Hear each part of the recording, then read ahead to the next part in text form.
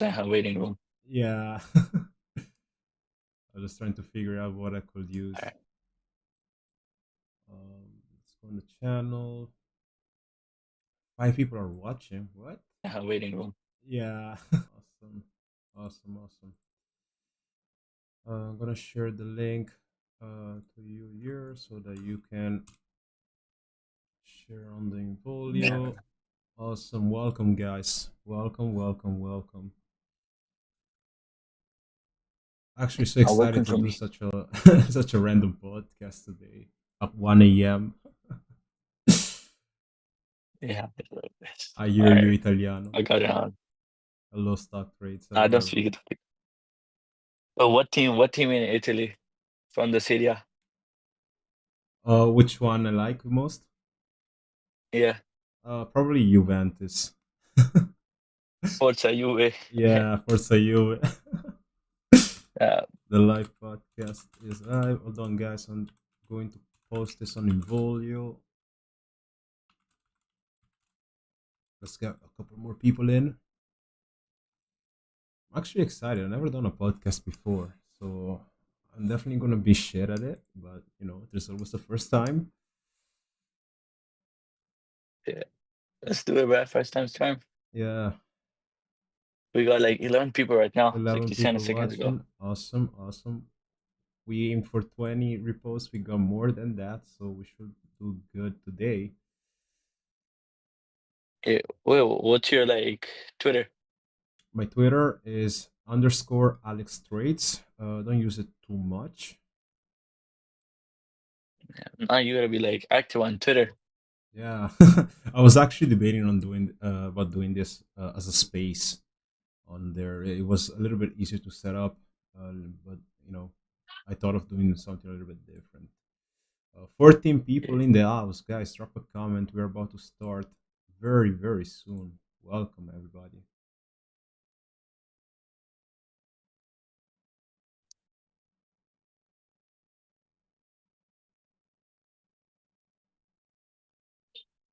If you want somebody asked who is Liam, who is Alex, don't worry, you will find out about us.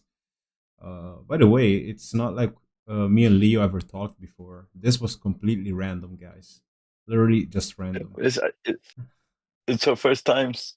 Yeah. But the reason why I really wanted to do this podcast in the first place, and of course we're gonna get into that as well later, is I think that we share a couple of visions when it comes to expectations in the cryptocurrency market, and I understand that sometimes when we share things on Involio, some people can take things out of context. Like on Involio, a lot of people think that I'm a full blown bear, which is not the case. But I'm gonna get into that in in the podcast today.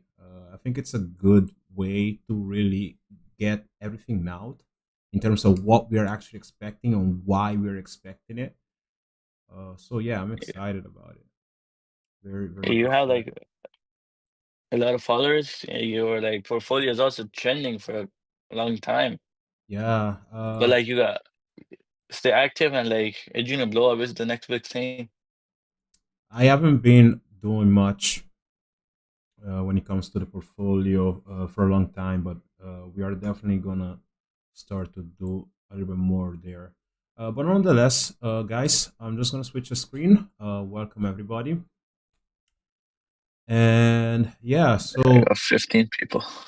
we got the first question, which is a good way to start this podcast, in my personal opinion. And yes, this is Alex speaking. The other person is Leo Messi on Involio, and Hey guys. the first question that, of course, is good to ask is, well, who are these people? Who is Alex and who is Leo? So I'm gonna give you the chance to introduce yourself. Tell us who you are, what you do, how long have you been in this game, and yeah, we can take it from there. Hi guys, everybody. It's probably your first time ever listening to me.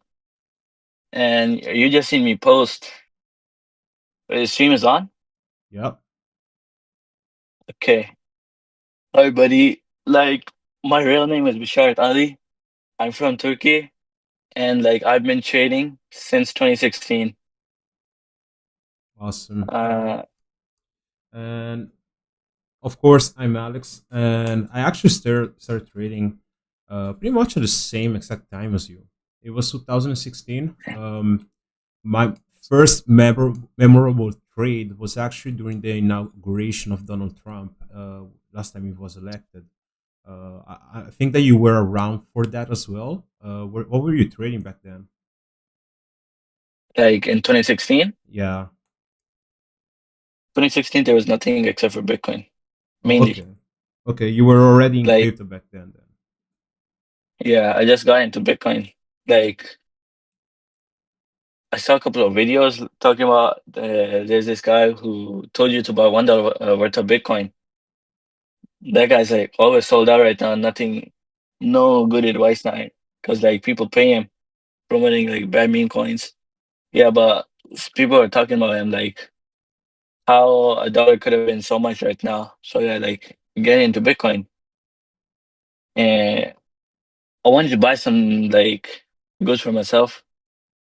And yeah, I just decided to buy Bitcoin. It was hard to buy Bitcoin, like nobody really believes in you. By 2019 I started future trading. Before that I'm Muslim, so like I thought it was like non-permissible. You feel me? Yeah, yeah. I actually heard this by a lot of people, and I'm like, wait, how? Why is it wrong to do that? But um, Because like in Islam we can't take interest or give interest, and like when we do leverage trading, this is a funding fee that's like leverage. You gotta pay interest on it. oh, really? Wow, I never really Yeah. looked at it from that perspective. But when it comes to me, guys, as just started saying earlier, I started trading 2016, 2017. For me, it was a little bit different because I actually started trading binary options. If you guys don't know what that is essentially you get thrown in a chart and you have 1 minute to make a decision, as in long or short. And then what Right. happens is once you're in, you have 1 minute for your position to be at a profit. If the time runs by, right, and your position is at a profit, you get the highest possible return that you could have gotten on that specific position. The return is decided by the platform on which you're trading. And the same way it goes to the downside. If my trade, let's say that I went long, right, and it went below my entry, it doesn't matter by how much, I will lose the full amount that I will have put in that trade. So that was my first introduction when it comes to trading. I didn't start with crypto. I actually started with Forex. Okay. And Yeah. I started trading Forex simply because, well, I was new to trading and I didn't really know what crypto was. I remember this vividly. I was on IQ Option, which was the platform Well, where I started trading. yeah, yeah, yeah. You I had remember like an that? experience with RQ options too. I made an account, so like I wasn't having it. I just made types randomly. I my name, the random letters scribbled. I Yeah. deposited like 500 into it, made money. When it's time to withdraw, they tell me to like ID proof. I said the name has to be the name you put on when making your account, Yeah. and I didn't put my real name, so I couldn't get the payout. So I was like, this shit is a scam. Oh But my like a god. few years later, Cortex.io, I started doing that. You might know it. It's like pretty famous. I saw a video of somebody turning like $1 into $5,000 on a live stream. I was like, damn, I gotta do this shit. And Yeah. I'm on it. But after like, I made some of the best profits in my life on that platform. But what happened was that a few days later, I checked. It's gambling. On there, like, what is it? It's basically gambling. You either predict that in the next minute or like 15 seconds or like 1 hour, whatever the thing is. There's no drawdown limit. It can Yeah. go like wherever it wants, but it has to be above or below. Like if you longed, it has to be above the line in the specific time area. And I like made a lot of money, but then because like I'm Muslim, I didn't take any profits for myself I actually had a very on similar personal. experience. What happened to me back then is, of course, I was very new, and there's one thing, right? which is why I preach cautiousness and risk management so heavily on Involio. There's the one thing that it seems like every single beginner goes through, which is that initial feeling of being invincible. For some reason, when we start, we tend to take random trades, which for some reason they hit, and we start to see these Yeah, profits yeah. building up, right? And that is Especially with the something. 100x leverage trades. Sorry to Absolutely, interrupt you. yes, absolutely. And what happens is that we get that false belief of being better than what we actually are, and once things start to change, well, there's something about us that hasn't changed just yet, which is a psychology of what we're doing. So what do? We start to martingale our account, which is we double pretty much all the positions in order to recoup the losses that we've made so far, and then we end up in a rabbit hole. As I was Yeah. saying earlier, right? I remember vividly trading during the inauguration of Donald Trump last time he was elected. Okay, and Mm. I was profiting quite a lot for being a newbie. Like I turned the IQ option account from 500 euros to something like 3,000. I then ended up Yeah, losing it all. that But yeah. what the main takeaway was that I was very new. I didn't know what I was doing. And once I started losing, because I didn't know risk management, I started fucking up everything. I lost my whole account. That's how I first got burned out of trading. And in order to answer also the question from earlier, I didn't start with crypto. I remember vividly when Trump was inaugurated that there was like this section on IQ option where I was learning forex, but there was also crypto. I was like, what is crypto? At that time, guys, a lot of you guys have not been around for to witness that, but that was the time XRP was trading at all-time highs. Okay, that was Mhm. XRP was at $3, and I remember seeing crypto, but I didn't touch it because I was like, well, I heard of it before, but obviously I didn't know how it worked, so I prefer to stick to forex. My favorite pair was $0 back then, and it still is, to be honest. But yeah, this is how I started with trading. Then I got into crypto full time during COVID. That is when I actually made my buys. I ended up getting in at the bottom because something told me to start investing. I remember looking at oil. Oil, guys, was trading negative at that period. If you guys have been around in the markets, you definitely know what I'm talking about. But I was like, dude, there's no way that oil can be this slow, right? And eventually, it pumped up. That was the first time that I actually started trading with some sort of reasoning behind it. And Yeah. yeah, this is how I started. But the reason why I wanted to get you on this podcast is because we share some views when it comes to Bitcoin and cryptocurrencies as a whole. So tell us how you're positioned, what are your expectations, and why. Because there's a lot of people that are in that position that we once were, where we didn't really know what we were doing. So we want to help them, right? We want to tell them how it is, how it works, and why we're expecting the things that we are expecting. So here you go. Okay, guys. So first of all, many people asking about Bitcoin right now. Bitcoin is like the best thing right now, pumping crazy, and like Dogecoin. Okay, first of all, I was actually bearish on Bitcoin. I sold the top at like $72,000 when I again hit like around the all-time high 73,500. I should have found 72K.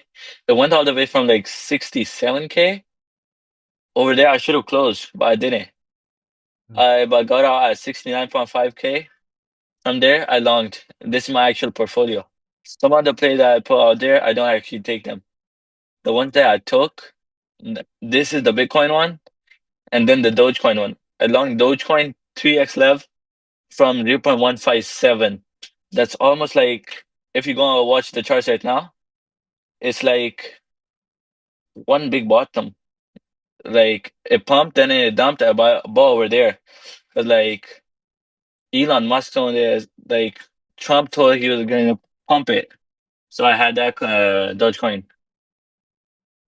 Right now, Bitcoin, people ask about Bitcoin right now. I tried playing a short, not on my main portfolio. I have like a side one over there, play risky trades. I tried shorting Bitcoin, got stopped out at 85.5K. Right now, for my like main account, my take profit at 92K. But I think it will go to 90K by in this week, even before crashing. But you can see that Bitcoin is overbought. The entire market is overbought. In fact, like the RSI is insane. Yeah. Market is due for like a correction. But Even in Elliott Wave TV perspective, we either found like Wave 3 or Wave 5. Yesterday night it was like probably Wave 3, but more than I think it's about Wave 5. So the market is due for a correction. But I'll yeah. still say like don't short until like 90 or 92K. So the reason why, and I'll start first. The reason why, right? I call for lower. I made a post about it tonight. Well, it's night for me. I don't know where you guys are located around the world. But what happened essentially is I actually specified on Involio on my account, and I stated that uh, it's not like I'm bearish on crypto, first of all, Mm-hmm. and Yeah. I do not care about Bitcoin, and I will tell you guys what I mean. But essentially, what is happening over here, and you guys can see the chart. Bitcoin is moving up. Cool. Okay, we get it. But we need to understand, right? What are we all actually waiting for? Actually, let me ask before I go ahead, guys. Please, in the comments, let me know how many of you guys actually hold Bitcoin as your main position on your portfolio, or if the main positions that you have on your portfolio is made out of altcoins. Please let me know in the chat. I just want to get this point out there because I actually explained this today to the VIP in a very specified manner, and it goes to explain my next point. So, guys, in the chat, please let us know, what do you hold the most, Bitcoin or altcoins? Wait, Um, Ruben, are you like there's a person in chat called Ruben. Are you Jorian or Peony Pose on like I think Involio? I think it's Ruben from my community right now. Who's talking? Can we know it's Alex talking? This is my voice. This is Alex. Okay. Uh, Please, guys, let us know in the chat how many of you guys hold Bitcoin, and how many of you guys hold altcoins, and how much of Bitcoin do you own in your portfolio compared to the altcoins. Because I am in the belief that most of us retail traders are actually in altcoins. We're not actually in Bitcoin, because Yeah. obviously the biggest returns, right? Where are they usually have come from? Altcoins, right? Now we're seeing in the chat that most people are actually on. Well, it's actually 50-50. Okay, one is a scalper, but 3 people answered altcoins, 4 people answered altcoins. A couple of them are Bitcoin. Interesting enough, that is very, very interesting. We don't actually get that a lot. Most people, when they come to crypto, especially the newbies, they get bombarded with Altseason stuff. Okay, and they tend to put themselves mostly in altcoins. Like if you look at the returns on my chart, right? If you go from the all-time low on Bitcoin, well, not all-time low, sorry, the bear market bottom, okay, and you go to the all-time high, these are not bull market returns, guys. It's 479% from the current 2022 bottom, okay, or 2023, whatever you guys want to call it, up to the current all-time high. It's up 479%. How much did we go up last time in the last cycle from the COVID low? Well, from that low, which was $3,900, up to $69,000, we went up 1,663%. I'm not gonna get too much into this, even though I could, if you guys are interested in that. But my main point is that this move to the upside that we have seen on Bitcoin, right, is a corrective, so to speak, rally. And you may say, well, what do you mean corrective? We are all-time highs, right? Cool. Yes, we are. But we're not seeing the returns that we see from Bitcoin, right? During an euphoric stage. And that is my whole conversation, right? When it comes to expecting lower. And why are we expecting lower in the first place? Well, guys, don't you want Altseason? Like, look at the dominance and how high it is right now. Actually, let me refresh your memory, guys. Go on the Bitcoin dominance chart, right? And you can see that right now, Bitcoin dominance is up 60%. It's at 60%. What that implies is that most of the dominance, right, is taken away from the altcoins and is now placed into Bitcoin. What that implies is that altcoins, even though now they're moving up, they're moving in a suppressed manner, and altcoins are not free to run. Therefore, what does that mean? That if Bitcoin were to dump right now, right, altcoins will go to hell, essentially speaking, because the dominance is very high. And whatever Bitcoin does, altcoins will follow. But if Bitcoin drops even 10%, altcoins are expected to drop 15, 20, 30%, or even more than that.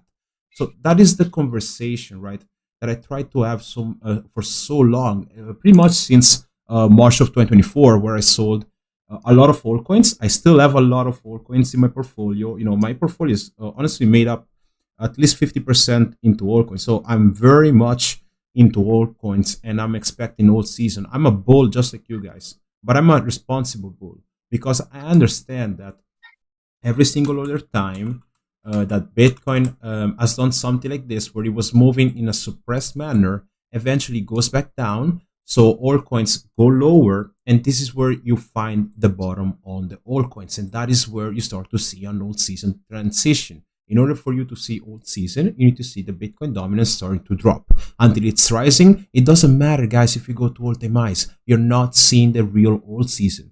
Like, for the guys that have been here for more than 4 years, right? Would you call this Altseason what we're seeing right now? Absolutely fucking not. Because anybody that has been in a true Altseason, they know that it's that type of moment in the market where 100% gains are seen literally every single hour. You go and take a shit, 100% up. You go and take a dump, 50% up. It's that type of period that we're waiting for, gang. That is what signals the end of the cycle. And I'll let you speak. Sorry for dragging that on a little bit longer. Yeah, as you're saying, like Bitcoin dominance is too high. Like just compare with Ethereum, like people call it the second best cryptocurrency. Compared to Bitcoin, Bitcoin is making all-time highs every day. And Right. where's Ethereum? Correct. 3,300. Yeah. And that even that is 3,300, and that's probably like 2,275. Because like if the market is truly up, like the entire crypto market, I see at least Ethereum at 4K. Right. But like Bitcoin, the only thing is that's pumping it is like Trump, the news right now, and probably ETFs. Because like Bitcoin is the only like deemed true crypto asset among like banks. And for what I think, Bitcoin has to dump a bit for like actually things to diversify. Yeah, because at the end of the day, how does an Altseason work? It's essentially money flow. What these people are doing, the people that can actually have an impact on the market, is to say, well, we made X amount of profits on Bitcoin. Now let's rotate it across other assets. Essentially, when you see Bitcoin crashing down, and I'm not talking about a 5% correction or a 10% correction. Matter of fact, even the last push to the downside that we've gotten to 49K, people, especially the newer people that we find on Involio, tend to call this market crash. I mean, yes, it is a significant move to the downside, 33% to the downside. It's significant. But if you've been in crypto, guys, for a long time, you know that this is nothing, literally nothing for Bitcoin. Bitcoin is very used to do minus 50, minus 70% to the downside, and it will still recover. Okay. So just understand how it works. If you're new, the first thing that you should do is actually analyze. Take the time to analyze what Bitcoin has done in every single previous cycle. And you will see, as you guys are currently seeing in this chart that I'm currently showing you guys on the right, that during this push to the upside, after marking this bottom over here, right, to this move to the upside, actually has similar percentages to what we have seen so far. And have a look at the downside that came in afterwards, minus 71%. You may say, well, that was pandemic, due to the pandemic, Alex. Bullshit. Because one thing that I tell people is that you should not focus on the narrative, focus on the price action. The price action tells it all. Pull a Fibonacci, and you will see that the bottom of the pandemic, of the C19, right, came in at a golden pocket level. The Fibonacci levels that usually trigger bullish reaction, and that is how we started the previous euphoric cycle. Okay, so when you hear us talk about going lower, it is essentially for the better. When you see Bitcoin actually dropping like 50, 70%, especially from this point onwards, right? Where literally everybody, because we have also seen from the chat that most of you guys, just like us, are holding altcoins, right? You need a situation like this where Bitcoin keeps on going higher, altcoins start to catch up, right? To get people in the belief that Altseason is starting now, so that most people can get affected. Do you believe that you know emotional reactions didn't happen after this few moves that we've seen in the last few days? Of course they did. That was the whole point. Get you to react. Like if you were gonna go down, right, from 49K and you were holding altcoins, right, would you have been how can I put it? So emotionally affected? Perhaps a little bit, but the market was going down regardless, so you didn't feel any sort of shock. The market was moving down, but now that you see Bitcoin moving up, new all-time highs are made literally every hour, right? And altcoins are also catching up. You are starting to see across every single social media, Altseason, Altseason, Altseason, Altseason, Altseason, right? But think about it. Isn't that what the market may want you to think at that moment in time? Because that is where, historically speaking, we have seen the most of the traps actually come in. And you, Leo, may actually have seen this. Sorry if I call you Leo. I call you by the Involio username, but you may have seen that yourself It as doesn't matter. well in the past, right? All coins need to see that money rotation. Essentially, they go from Bitcoin to Ethereum to the main large caps, and then it's a full-blown Altseason. All the altcoins that have to do something with crypto start to pump. Essentially, that's how it has always worked, and that's how I believe it will continue to work. So I think that you've seen that in the past as well. What do you think? Yeah, there's gonna be a stage where almost everybody's gonna know, but like the all season, it's gonna be like the main thing the couple days and the coming days. Well, one thing I'm noticing right now is that people are stop watching our stream anymore. Like people are losing interest. Do you think we should do like Q&A and like tee a bit, like answer people's questions a bit? Because like in the past 5 minutes, we lost like half of the viewers. Oh, really? I mean, yeah. Let's answer Yeah. some questions. Let's answer some questions. But look. At the end of the day, one thing that I will always say, and it's the hard truth, is that not everybody will win this game. This is the time where you should actually start to lock in and understand what you're doing.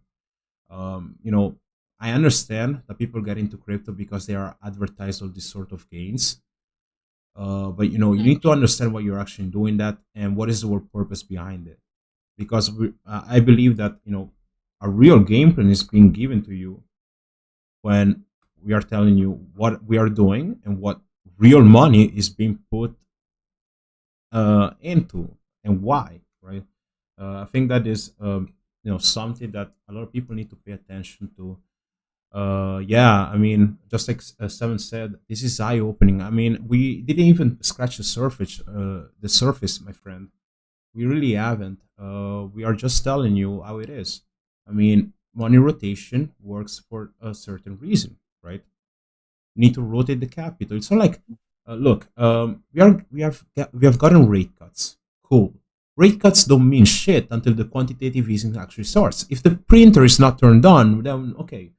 All we have gotten so far is that there are rate cuts, and eventually the printers will turn on. That is literally all we know. Literally, okay. But what does that tell us? Why are they cutting rates? Why are we doing that in the And it's first place? combat. Because It's called it combat inflation. there is something bad Hmm. that has broken in our Yeah, yeah, economy or that will eventually break. Okay, that is the whole purpose. yeah. Why will you try to print money in a good economy, right? There's That, no that reason like we can see it like money is slowly losing its value. People say like dollar is pretty strong. Not in the last 5 years. Dollars 50% supply was printed in the last 5 years. absolutely, 50%. Yeah. absolutely. That is the whole That's point. I mean, somebody in the chat is saying that I exit all of my longs. I'm expecting a heavy, harsh correction. we're turning people into full bears. Look, at the end of the day, right? In my opinion, I'm telling you what I will tell to my VIP members, and honestly, what I will tell to a friend. You need to play this game cautiously. Don't chase right now, and It's like understand. FOMO, yeah? Yeah, Everybody get FOMO, don't FOMO. longing the tops. Absolutely, and you're not missing out on anything. Every single other time that we witness an old season, right? The market has been hit with some sort of harsh news. It's literally how it always went. Like you believe, right? Like guys, think for a fucking second. And I apologize for my words, okay? But think about it. You are playing, right? With the smartest fucking minds in the world. Don't you believe that they Mm. know that you've been buying altcoins while Bitcoin has been moving up and that altcoins are already very low? Like, do you believe that they will let you run away with your leverage longs, right? High leverage positions up to Yeah, yeah, all because like seasons. in Bitcoin, like money isn't just printing. It goes from someone else to someone else. So yeah, for me, it's kind of hard to believe. Like before Trump gets inaugurated, we will see one like big crash, like what people said, negative 10%. It will crack like about 10% before that. Uh, I'd say Bitcoin will go to like 70K before Trump is inaugurated, and people are gonna be like, damn, panicking. They're gonna cause a panic in the market because like they, not everyone can go away with making profits. At the end of the day, somebody's gonna lose. You feel True. me? Yeah. I mean, honestly, we have 2 months until the inauguration of Donald Trump. And honestly, I feel like there's a lot of things like that could potentially happen. I have a bunch of a bunch of theories, but I'm not gonna put the tinfoil hat right now, because I don't want to get But too one thing, crazy. guys. One thing, guys. You saw the token Trump launched? World It's Liberty down Coin. 97%. Yeah, it's Yeah, down 97% yeah. from, It, and he's a businessman. One day he was saying as soon as he become president, he's gonna bomb Iran. Next day he says that Iran is the best friend. I wish the prosperity for Iran. You can never trust a businessman. You don't even know what's his next move. To be honest, right now, as much bearish as he is on crypto, something's gonna change him. I feel like I don't know why, but I think so. Regardless, Bitcoin will go to six figures one day before 2025, before 2026. But I have a feeling that Trump is gonna do something fishy before that. look, so I have a couple of theories, and I'm gonna throw a bunch of them. And then let's see if you can pick something up, and maybe you have also heard a couple of them. The first one, which is the most recent one, guys, is that Canada actually had the first registered case of bird flu. Okay. Now, why do I say that? This is actually something that happened yesterday, November 10th. Okay. So my European friends, It's not yesterday, the 11th. It's actually the 10th that we actually got the first registered case of bird flu in Canada. But why do I say that? Because we have been hearing news about monkeypox, bird flu, Yeah, yeah, yeah. literally all sort of Actually, diseases that I've said a couple of times on Involio that to me this particular year of 2024 feels a lot like 2020, a lot. And honestly, even from a chart perspective, I feel like a pullback may come in a very similar manner as last time, where the black swan was essentially a pandemic, a sickness. I have this weird feeling about it. And regarding what you said about Trump and him being a businessman, my point is actually a little bit different. A little bit different, and I will explain why. When Donald Trump was in power last time, the economic, the economy as a whole was very, very different than what we are seeing right now. And I think that everybody can agree, right? We didn't have a pandemic. The US did not print more than 50% of its circulating money supply in less than a year. We did not see that. And the interest rates, guys, the interest rates were a lot lower. Let me put it into perspective for you guys. I'll actually just change the screen very quickly because it's something very, very important that you guys understand. And I think that I've explained this in one of the free videos, but I don't remember exactly if I've done that. Let me actually check the global interest rates. And I'll actually change the screen right now, guys. Apologies. I just need to search for this website over here. somebody says markets are forward thinking. Terrorists will be the bullet that will kill the bull. Mark my words. Yeah, it's true. Trump, Absolutely. as much as people like him, he says he's gonna put tariffs on China. And you know, China, you have a phone, you have a laptop. Look behind it. I guarantee you, it says made in China. Yeah. Now imagine if the tariffs are doubled on it. What's gonna happen? Inflation. Look, And and it's not only on products like this.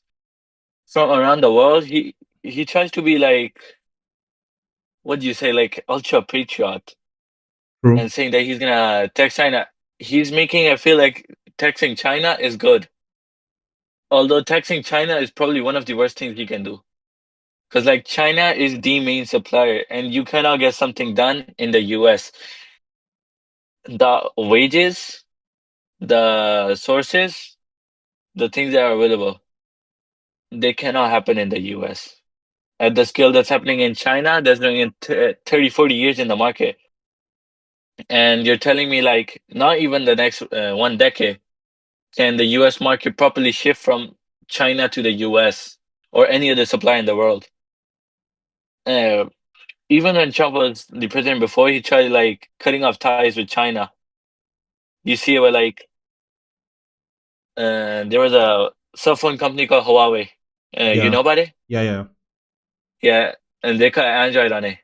Yeah, I saw literally the last phone by Huawei, which was a trifold, right?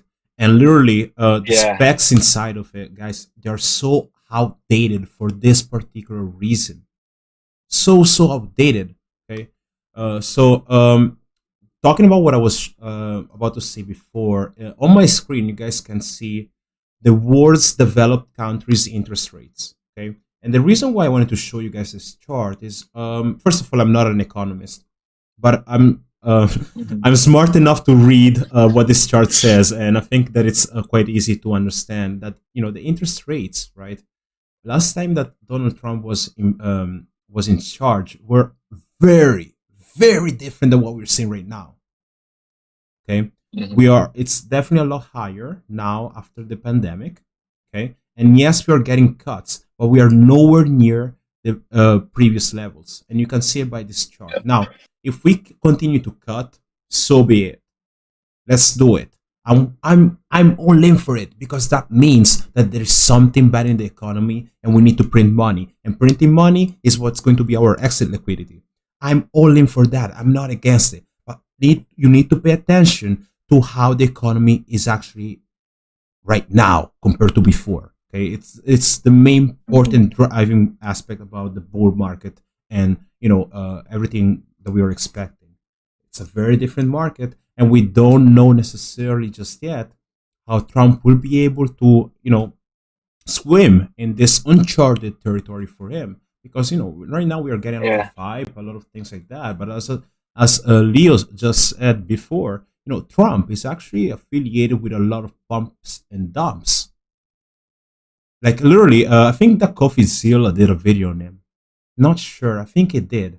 That it really showed that every single Trump coin that he promoted or somebody affiliated to him was a pump and dump. Now I'm not gonna say that he's gonna pump and dump or anything, but if anything, what I believe, and I truly believe this, mark my words when I say it, there is of course this ongoing war between the Democrats and Republicans. There has always been, there will always be. But what I believe that will happen is that because Trump is gonna go into power, they're gonna fuck it up for him. And well, let's say it how it is. The economy is already fucked. Okay, it's just a ticking time bomb. But they can choose to, proceed and actually speed this up even faster. In my personal opinion, okay. I think that the S&P Mm. 500 is also flashing potential recession signals. Bitcoin is no different than that, in my personal opinion. Yes, now things are doing good, but we could definitely see a 2 year prolonged bear market. And I'm not calling for a bear market right now. I do believe that we will see Altseason before end. Okay, don't get too crazy, guys. Don't panic. But I do really believe What's that we may go back down to like 10K or 3K or 5K.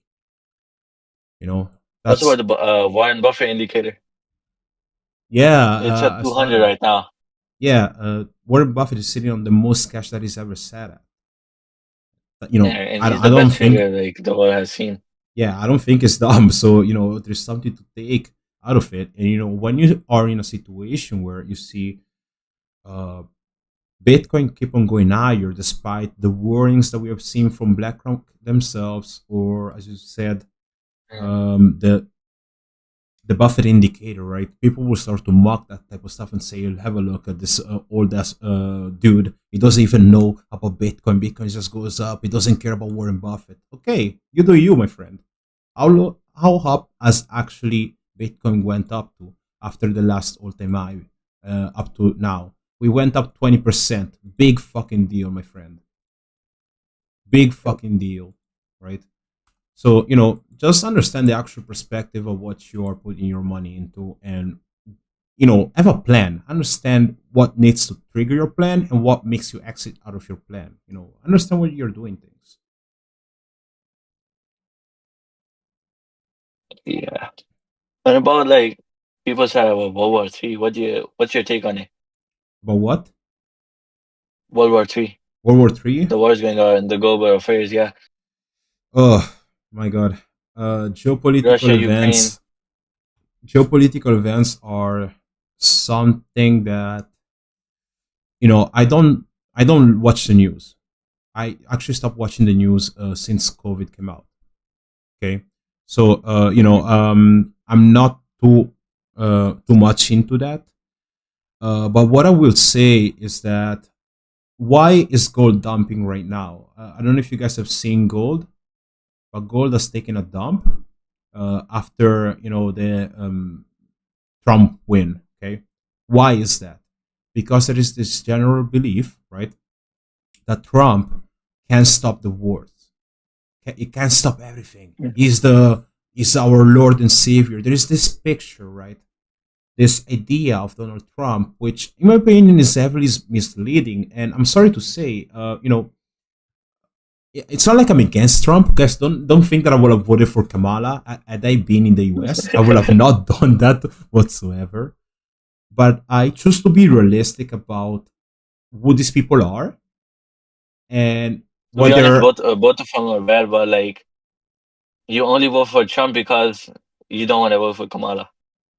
A lot of people, I think that a lot of people in our generation voted for Trump because they want to see their coins pump. Honestly Yeah. speaking, like, I'm not in the US, but I think that some people actually did that because they wanted to save their portfolio, and perhaps I'm rich, and perhaps I'm wrong. Okay. Oh, one thing is that like in the U.S. politics, there are only two major like parties. Yeah. Democrats and Republicans. Yeah. And like the Democratic representative was probably an immigrant plus a woman. And in the US, it's probably still like racism until that way.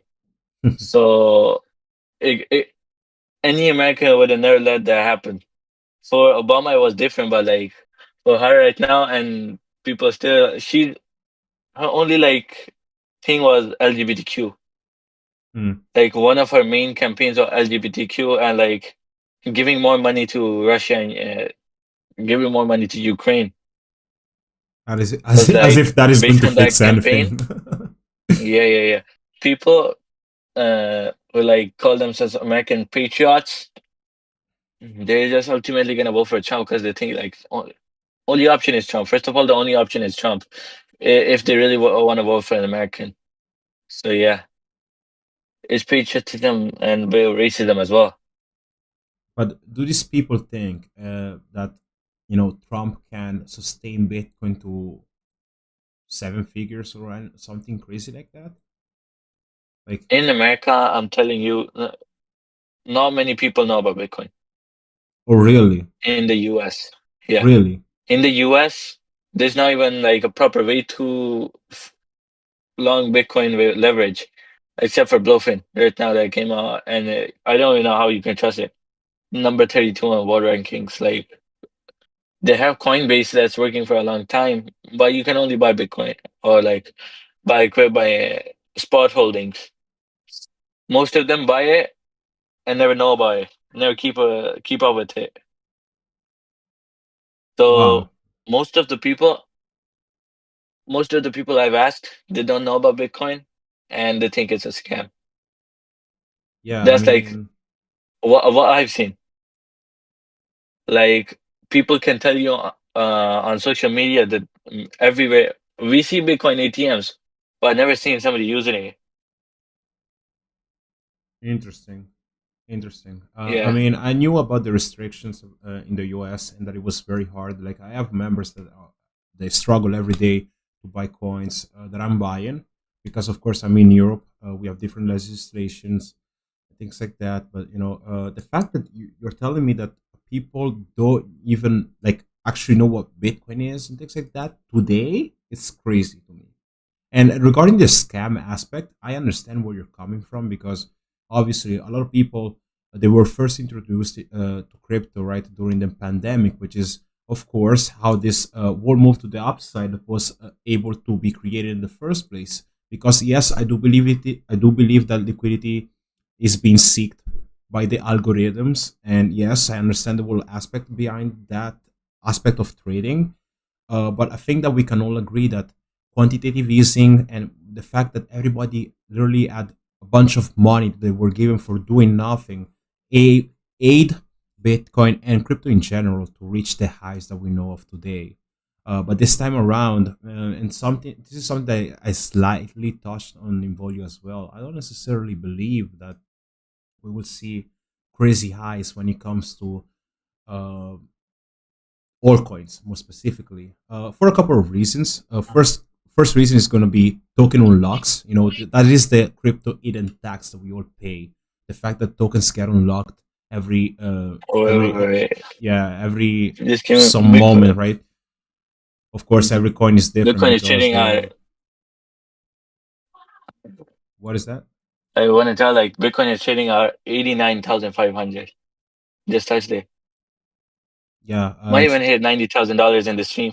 yeah. I'm actually watching for that. What is when is daily candle closure? Okay, it already happened. Now we're getting a push to the Yeah. upside. I'm watching for S- 90k. 90k could be where we actually see some sort of initial resistance, but honestly speaking, I'm not shorting right now. I'm actually waiting because my whole purpose right now in being in crypto is buying as low as possible as I can, getting the best possible altcoins I can find, and ride the wave until some conservative targets. I'm not aiming for all-time highs. I'm not doing any of that. I'm looking for good conservative targets that can net us a significant profit essentially, and that is the What best advice that I can give to everybody. But what is that? What do you think about Solana right now? What do you think about Solana right now? Solana. That's an interesting question. I'm glad you asked it because Solana, oh my God, this is a long conversation. But Solana essentially, I believe that when Solana initially crashed, right, which the bottom ended up being like $10. Let me actually double Mm. check. Was it $10 for Solana at some point? I think it was last summer. $8. Eight Yeah, it did like dollars. 250 and $8. It's crazy. When did that happen though? Let's see if we can connect the dots, Uh, guys. That happened during the FTX crash, right?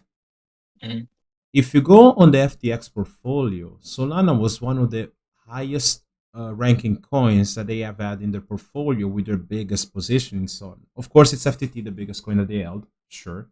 But Solana was one of the biggest ones as well. Matter of fact, I think that the coins that we are starting to see them pump before and that we have seen so far into the cycles are actually the coins that FTX held the most part. Which coins did they hold the mhm, most? Bitcoin, Ethereum, Solana, yeah, FTT as well. Okay. So I don't think it's a coincidence that these particular coins are the ones leading the market at this moment in time, and the rest of the coins are not. Very interesting because that tells us, right? Like, mhm. where do people believe that the money that they needed to, use to pay creditors, where did that money come from? Has anybody actually thought of that? Like, they were Not in many debt. people in the crypto space think about it. Yeah. Yeah, I mean, look, that is what I want to do. That's the reason why, and I've got some criticism at some point in Volio because I actually post things that are like thought provoking, and sometimes it feels like it's an insult. It's really not. I'm actually Mm. just trying to wake people the fuck up. I don't know if this has ever happened to you as well, but but the way that you're laughing, I think that it did. It happens. But look, I'm actually trying to make people think. That is the whole purpose behind me Mhm. being in Involio. I don't care about anything else. That's why I took a longest break, dude. Honestly, but Yeah, yeah. the money essentially. This is something that I've been thinking throughout all this time. The FTX money is coming from these coins pumping up. Okay, why are they Mhm, talking about a relaunch all of a sudden? How are they able to pay up the creditors? The market is pumping. These coins are pumping. The coins mhm, that they needed to pump in order to liquidate the portfolio are the ones that are pumping, guys. That is how FTX can get restarted. And I truly believe that FTX will be relaunched, and that will be the catalyst for us to go into even a bigger bull run this time around. Not talking about bigger than 2021. I'm talking something that mhm. could potentially, help the market push to the upside on all coins potentially start to do their own season. I don't know if you thought about this as well, but I've been watching FTX closely. Mhm. Um, Reading a bunch of comments. Guys, I'm not covering all coins at this moment. AVAX. Yeah, I'm not covering all coins right now. We literally took But like I think 30 requests.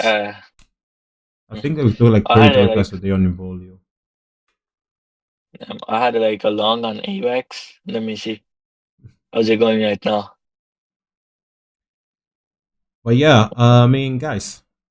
Yeah, wait. I long AVAX at 27.5, 10x leverage. mm, Right now it's at 35.89. That's a 30% increase. Or with the leverage, it's like 300%. the Let me ask you this question. What are you expecting right now? Like, what made you long it? And I'm not talking about the technical aspect of it. I'm talking about the reasoning behind it. Like, what were you expecting behind that long? AVAX, Oh yeah, I mean all coins in general. What made you long it? altcoins. Yeah. First of all, Bitcoin is pumping. Okay. Okay. So altcoins have to pump at some point. Mm-hmm. The time I did this, Trump had became president. Like there was news that Trump has become president. Mm. And I'm seeing like most of these altcoins that are usually pretty strong are actually down. So I Mm, made a portfolio all season. mhm, Uh, it's on Involio as well. You can check it out. And I took out 20 of some of the best like altcoins to buy, and I bought them. mm.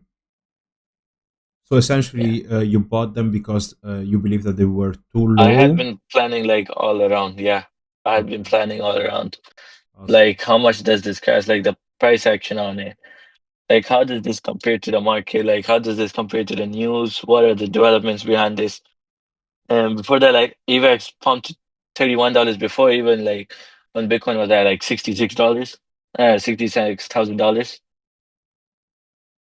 and it was not like that far behind. And one coin that I'm particularly holding is like Dogecoin. What do you think about Mm. Doge right now? I think that I Doge got is. like, You got what? mhm. You got what? I said like I call one of the most perfect entries on Mm. Doge. Okay, so So like, my opinion on Dogecoin is, well, why is Dogecoin pumping in the first place? First of all, people were giving it for dead. And this has also happened to mhm, Ethereum. There was a point where literally, I think on Involio as well, people were like commenting, "Oh, Ethereum is a shitcoin. It's not recovering," or even Dogecoin, worst meme that we have right now. It's not doing anything. Yada yada yada. When I saw that mhm, conversation started to fill up, I literally went long on Ethereum. You guys may see on my Involio portfolio, and I ended up closing that at a loss because it hit my stop loss and then it actually went up, funnily enough. I will actually show you guys this particular chart on my screen as well. Let me actually go on Ethereum. Where is it? Here it is. So mhm, this is the Ethereum chart, and this was my long. You can see that I literally got stopped up for very little, but I was looking for a continuation higher up to 3,500. I still think that that is where we will start to top out. Potentially 3,800 is also inside, but that is beside the point. Why did I long it? I longed it because it was doing accumulation, and a lot of people were talking smack about it.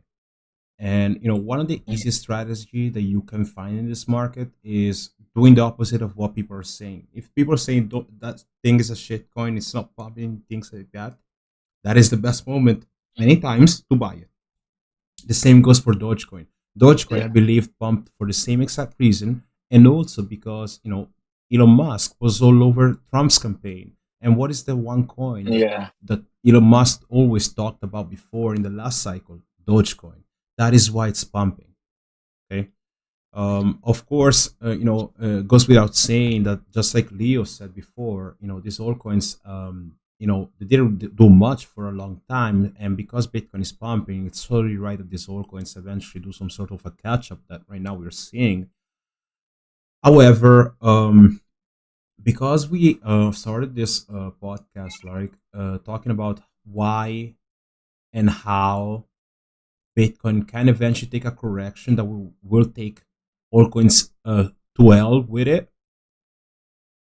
mhm, This catch up that we are seeing, correct me if I'm wrong, like tell me your opinion as well. I think that this catch up is literally so that altcoins like reposition themselves and fall from an equal standpoint compared to Bitcoin. Because one thing that you need to pay attention to, and I literally stated about this on Involio, where I said that initially said I don't believe that the all-time high will be taken, and even if it does, I wanted to see a retest of the previous all-time high. Guys, look at my on my chart right now. We did not get the retest as a support. The previous all-time high, right? Is this golden line over here, which I'm just gonna make it a little bit thicker so everybody can see it, right? Did we get a retest of it? No, we did not after the breakout, and that is something that I wanted to see prior to the new all-time high or afterwards. We did not get the 69K retest, so this is outstanding. And another outstanding all-time high that needs to be retested is, of course, the last one, 73K. What does that tell us? That eventually, at some point, we will see that sharp reversal back to the downside to retest such levels. That is sad, seven. No, it's not. That is exactly what you want in order for you to call old season. Like if you're waiting for old season, right? You need to Mm-hmm. you need to wait for this type of dumps because that will be your signal to tell to that tells you yo altcoins could potentially bottom here, start to buy, because I don't believe they're going to go to zero just yet. I truly don't believe that. I believe that, however, people will uh, made to believe that that would be the case, and that's why people will not be buying altcoins at the bottom, and they will have to chase once again, as it happens in every single old season, at an higher price. And because ROI will be so important this time around more than ever, they will keep on holding in expectation of higher, and the people that bought low, which is what I focus on doing, I will be selling to people as they buy. And it's the sad reality. In order for somebody to win, somebody has to lose. Welcome to this game, guys. You're playing with sharks. All down to the 69K all time high, it's minus 22%. With the Bitcoin dominance being above 60%, it's literally going to be something like approximately 40 to 50% down for each altcoins, potentially even more than that. And we're just talking It's about how? back down to 69. If it's gonna go down to 50K, for example, that's 44% down. Okay, altcoins could Well, potentially bleed a lot more. So, about 50K for me. For me, this Bitcoin will go to like 92K. mm, After that, it will go to like, there's a pretty high chance this month it will go back to 72K. ah, After that, okay. this is before six figures. Like Mm-hmm. Bitcoin cannot hit like $100,000 without going to 70K, 72K, that level. First of all, there's a lot of liquidity. Second of all, the market is due for a crash. The SR is a bit too much, Mm-hmm. and like the market cannot just go keep on going. Especially the fact that the thing that is pumping the market isn't like even in office right now.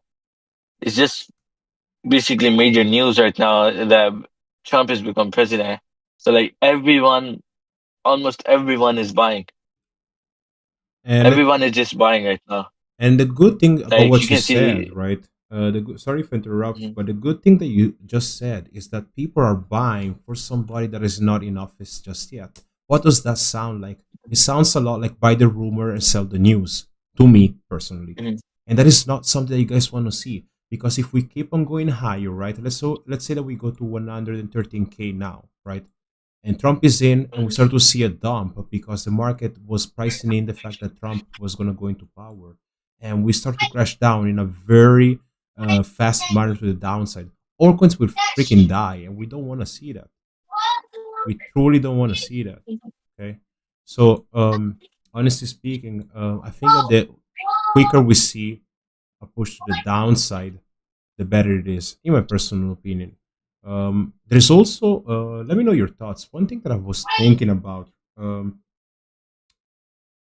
is some noise in the background. But anyway, yeah. what I was Uh-huh. thinking about is Wait, we didn't, wait a minute, please. yeah, yeah. I'll talk to the chat in the meantime. One thing that I was Okay. thinking about, guys, we haven't, and I'm not a US resident, but we haven't really heard much about Biden anymore. Like, it doesn't make headlines anymore. I found that really interesting. Now, of course, it goes without saying that I don't check too much the news. I'm not a US resident, so I don't really care to see every single thing that he does. But it doesn't make headlines as we used to see before. Mhm, So, what I was thinking is, what happens if, right, is too sick to remain in office until the end? What happens in that case? Well, according to US law, the vice president should be stepping in until the end of its term. Which let's assume, mhm, and I'm just honestly speaking out of my mind about different possibilities that could potentially happen before, and which honestly speaking will be beneficial for the rest of the market, in my personal opinion. Um, if we happen to see Biden stepping down due to sickness, which he did say is feeling sick, he doesn't feel well, or something like that, or perhaps is unalived, he dies for natural causes, of course. Um, Mhm. Potentially, that could be how Kamala steps in before Trump, and of course, once the term is over, she has to leave the place for Trump. But in the meantime, she could do things according to her campaign, and that could potentially mess up Trump's coming into the office. I like to think outside of the box. I like to think about things that most people don't see coming, and that's what made me very profitable in these markets, and that's what I keep on doing even outside of the markets, because my mindset has been completely shifted. you know um, and that is something that happens when you get into trading and investing, especially as you try to rewire your brain. You will notice the effect of it even outside of the charts, which is something very interesting, and it fascinates me every day, honestly, because it completely changes the person. And sometimes I start to think things that may sound crazy to a lot of people, but I don't think that it is. It's a very important election what just happened, and to be honest, I don't think that it's gonna proceed so easily for Trump. I think that they're gonna fight back in some way or another. And I think that very soon But we should be seeing some sort of news that will shake up the market once again, because everybody's going long. Like they're seeing Bitcoin keep on going higher. I mean, if you're going to go long right now on Bitcoin, where are you going to be placing the stop loss at, right? You're not going to be placing it yeah, 30 or 40K. You're going to be placing it very close to the freaking price. And that's how you can easily start to see a major liquidation, a major speed to the downside, because there's a lot to recover to the downside compared to the upside. Shorters, how many people do you think that are still short in Bitcoin, right? So, to be honest, on like, mhm. like, On like go. Involio, I can't see many people shorting Bitcoin right now. Hmm. And how I many tried got trading stopped out? Bitcoin today. How I many got mean, I stopped tried out? doing. I got stopped out. I got stopped out. Yeah. Probably anyone who tried got stopped out. Like, I only tried once. I got stopped out. I was like, okay, this is going to run, and it did. Like, Hmm. at some point, I feel like it's like a pendulum swinging, where now bears are experiencing max pain, so to speak, because every single short that they try ends up being stopped out or liquidated. At some point, Yep. these few bears that are still standing will start to flip bold, and that is where I believe that we'll start to see the reversal back down, because there's not many people shorting. A lot of people were shorting since this all-time high over here, the previous 70K all-time high. A lot of people were shorting all the way down, right? So it makes Hmm. sense for us to see a drive up to shake up the confidence of these bears before we actually see a Yeah, continuation lower, in my personal opinion. 90K is gonna. I think that is gonna be that level because first of all, 90K is. It's we can put out like the argument that if Bitcoin has gone up so much in the past 10 days, where was Bitcoin? Mm-hmm.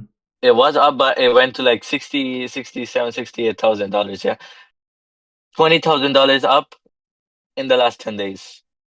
Somebody could put up the argument that if it's at 92,000, 90,000, $92,000 right now, it will go to $100,000.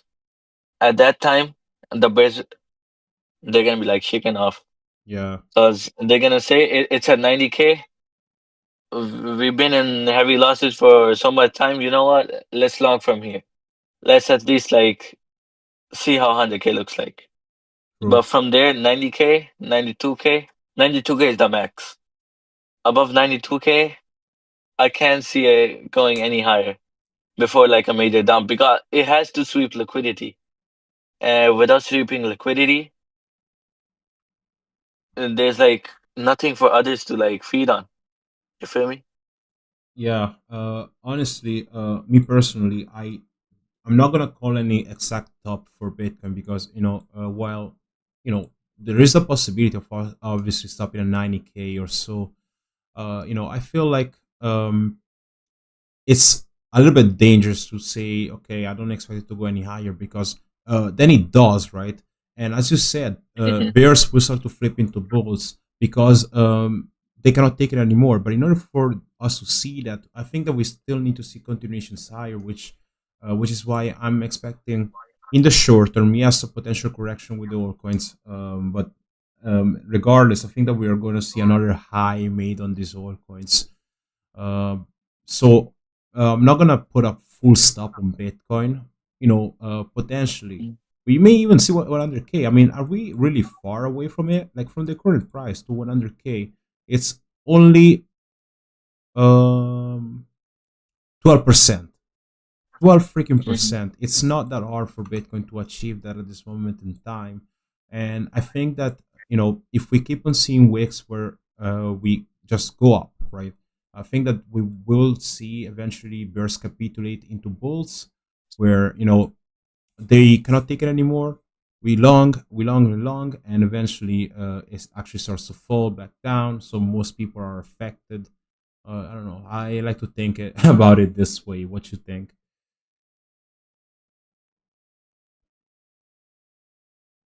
Uh, what do I think about it? First of all, market is still,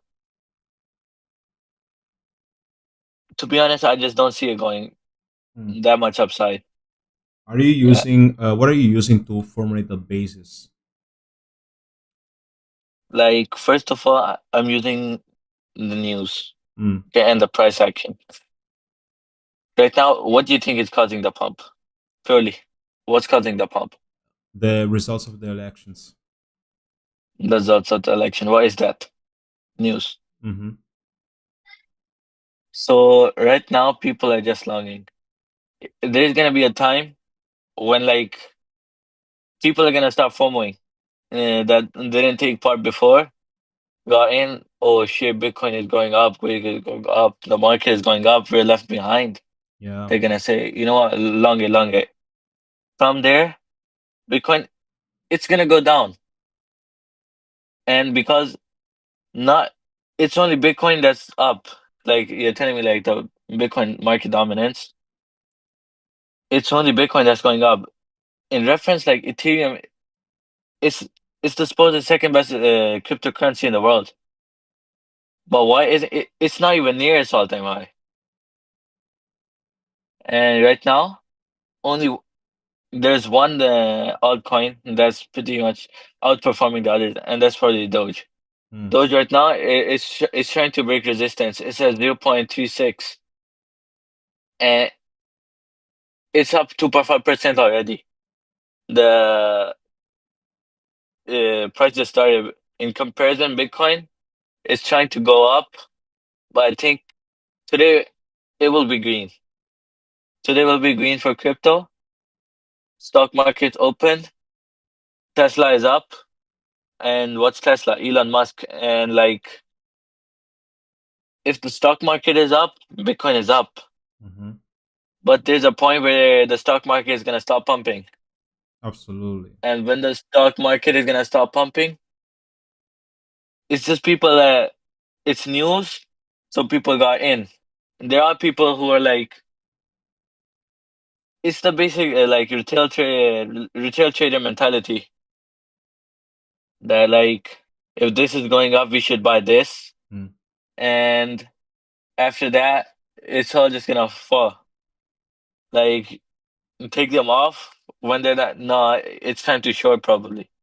Then it's gonna go up, or Yeah. probably just like in January, by December, by like what, Christmas, Bitcoin will be down. Mm. Probably like a holiday sale, yeah. Really? Buy Bitcoin then, yeah. Okay. In And then terms of at the inauguration, mhm, no, go ahead. Finish off what we were gonna say. like then after like from there, it's gonna go up probably on six figures. Mm. But where do you see like after the bull run the top of Bitcoin? Because let's say like Bitcoin holds for about how much of the total crypto market cap? So It's like mm, Mhm. it's like most of the crypto market cap is on Bitcoin, and it's been pumping up by like these major stock ETF buys like BlackRock, Vanguard, and plus there was some news that like the government has approved to like buy a certain number of Bitcoin I think that they also are planning every on day. selling. I think they're also planning on selling the Silk Road Bitcoin very soon because it has been seized by the U.S. government, and I think that they want to sell it soon. They Hmm. haven't done that just yet, which is very interesting.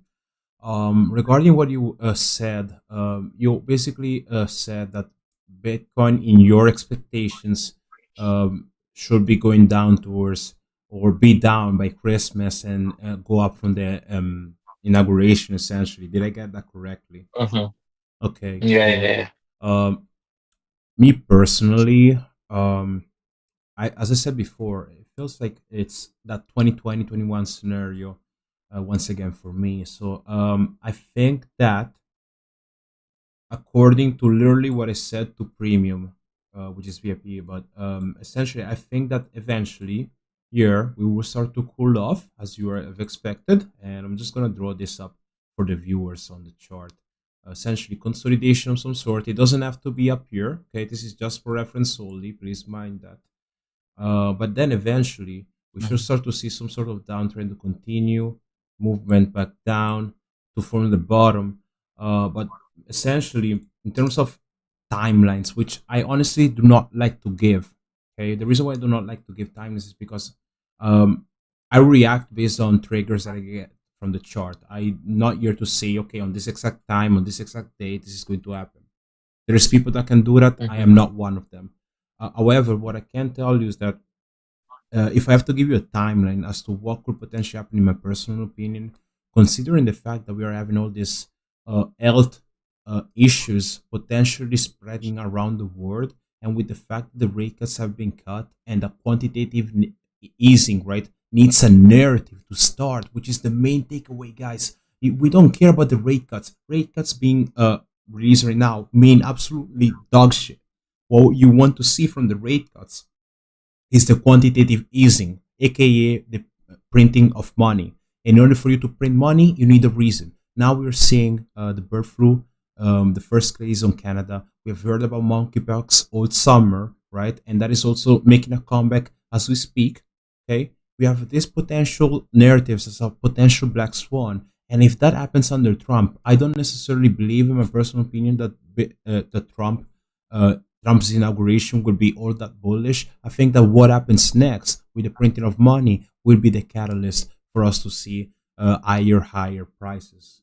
We need the printing of money, guys. When it comes to ETFs, like the one thing that people don't seem to understand about ETFs is that um, unless it is undisclosed, okay, the Bitcoin that have been accumulated by BlackRock and all these ETF owners, right, is on behalf of their clients. They're not buying it for themselves. Yes, they are the keepers of it because they need to, hold it. But essentially, what is an ETF, guys? It's essentially paper money.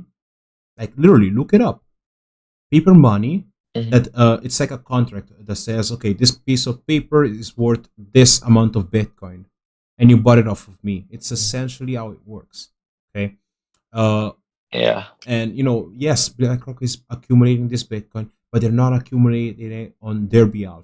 If one of the ETF seller or more ETF sellers say, okay, sell that Bitcoin because I want my money, what is BlackRock going to do? Well, of course, that also creates a similar, very interesting predicament or situation because it's BlackRock, right? And they have a lot of funds. They could potentially also hold the Bitcoin, keep on holding it, and actually become theirs, and they just pay out Hmm. people. That could also happen as well. But in order for that to happen and for that to be smart off of them, then we need to see Bitcoin actually trading below the price the ETFs got released for BlackRock to actually profit out of this plan that are literally just came up with, because it makes sense. If they want to hold the Bitcoin that is currently in behalf of their clients, and they choose to keep it instead of selling it, well, when is it most convenient? At 90K? Absolutely not. We're talking about BlackRock here. It's not our mom and pop's store, right? They want to accumulate at the cheapest price possible. How do you shake people out? Push the prices lower. Oh, you want to sell? Okay, cool. I'll give you your money. I keep your Bitcoin. That could literally be Mhm. just their game plan. Honestly, I'm just giving you guys a different theories, but in terms of expectations, I feel like we will see some sort of a pandemic or else issue or anything else, even war for all that it matters. It doesn't matter. I don't care about which narrative gets pushed out. I'm looking for what will trigger quantitative easing. That is what you guys need to pay attention to. That is what's going to print the money for your altcoins to move up. Because and Shanks, you're in the chat, asked, can you talk about how altcoins and Bitcoin are connected and what are the changes in both coins affect each other? It's essentially money flow. What you're talking about here is money flow. Let me actually pull a chart so you guys can see it a little bit better. Uh, and here it is.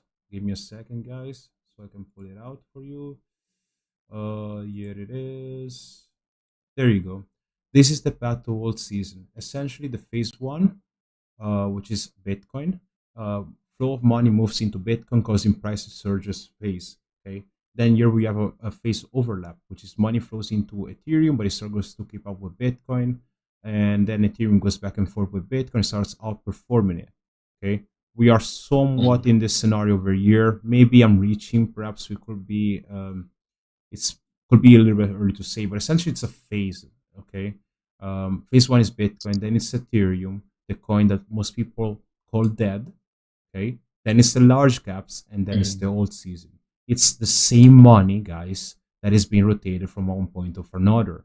And essentially, the reason why I'm talking so much about quantitative easing, it's what's gonna fuel, right, the feeling of 100%, 100% here, 100% here, 1,000% on this coin.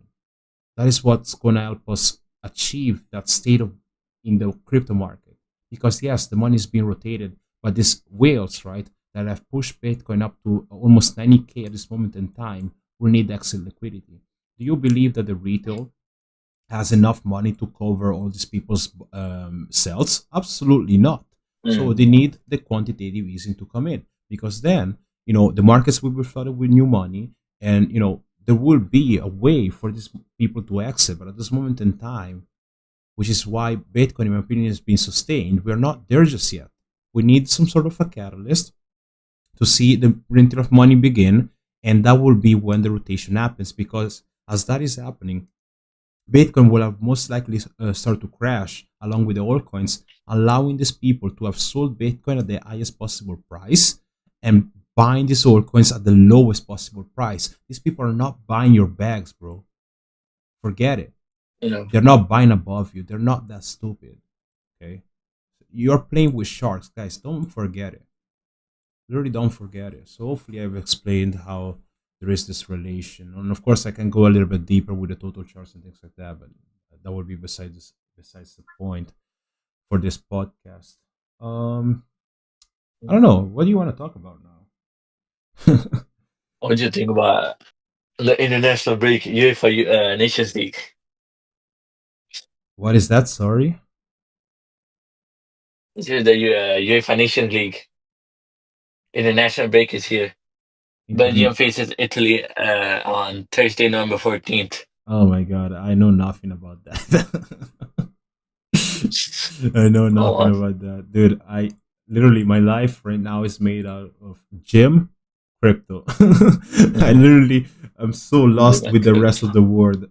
It's astonishing. Like people sometimes they talk to me and I cannot relate to what these people are saying because I'm so immersed in other things. It's astonishing. Like sometimes I even struggle to make conversation, like normal conversations with people. But it's that phase of the market where you need to lock in.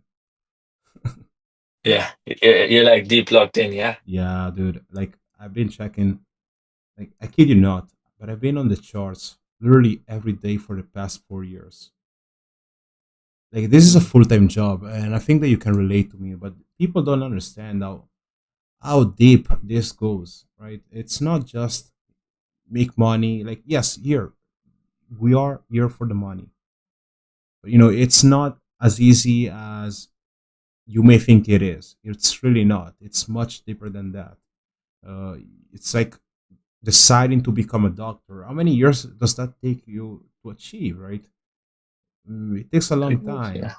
And you need to perfect your skills and things like that. You need to pay attention. Like there is so much that goes into this, and unless you love what you're doing, you're not able to do this job.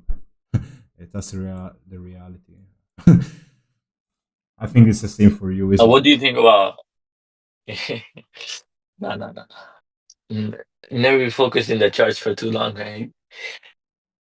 Yeah. It it makes you take wrong decisions. You feel me? Yeah, I know, but I mean, like the consistency, right?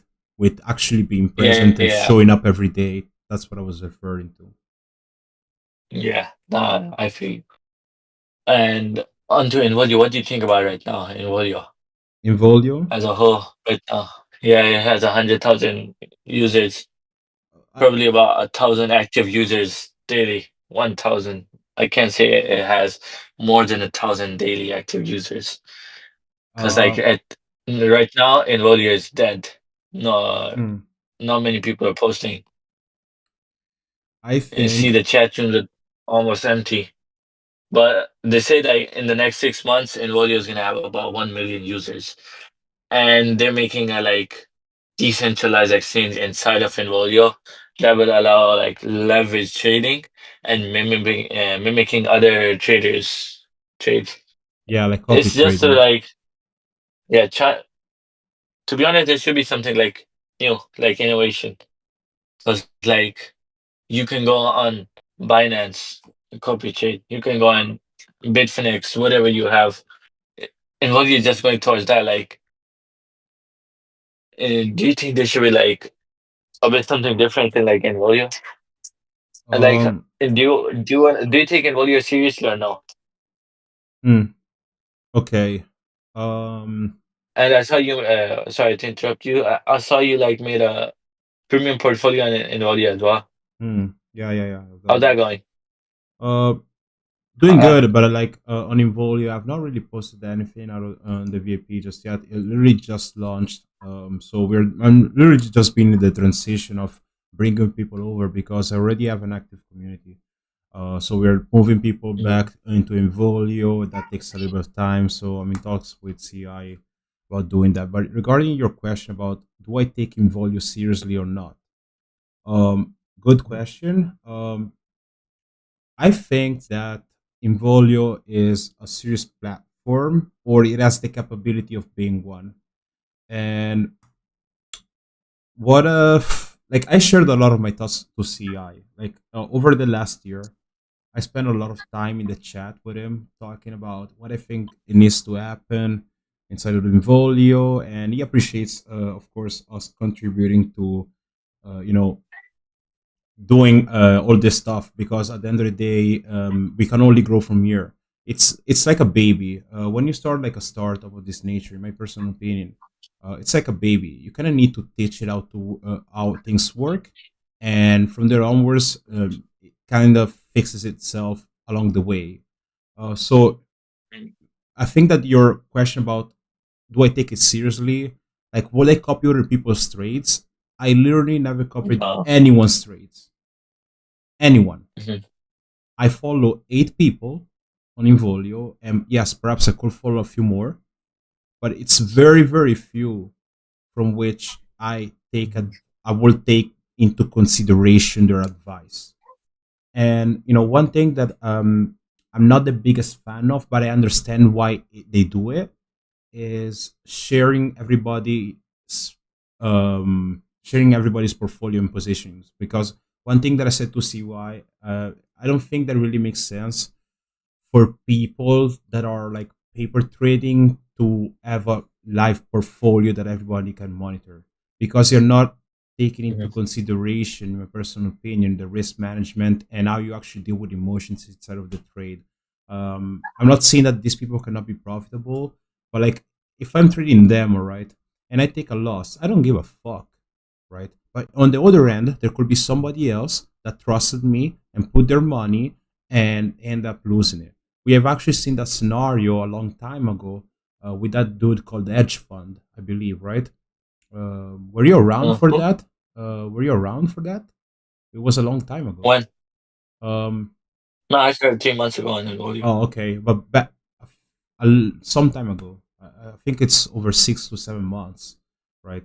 There was this guy that was trading demo on Involio, and his portfolio Mhm. was doing very good, to the point that he became a verified trader. And this was way before VIP was a thing. And this guy started selling mentorships on Instagram to people. He was charging Uh, it's Jay $200. No, no, no. It's Edge Fund, and somebody that got um, doing well. It's a random removed. person. It's someone else essentially. Okay, Okay. but this guy was selling mentorships, and at some point he I blew think. up his whole entire Mhm. account. But at the end of the day, he was trading Mhm. demos, so he didn't give a fuck. But this guy was given a lot of exposure. His portfolio was in the top 5, I think. He was one of the top users, right? So there was a lot of trust put behind them.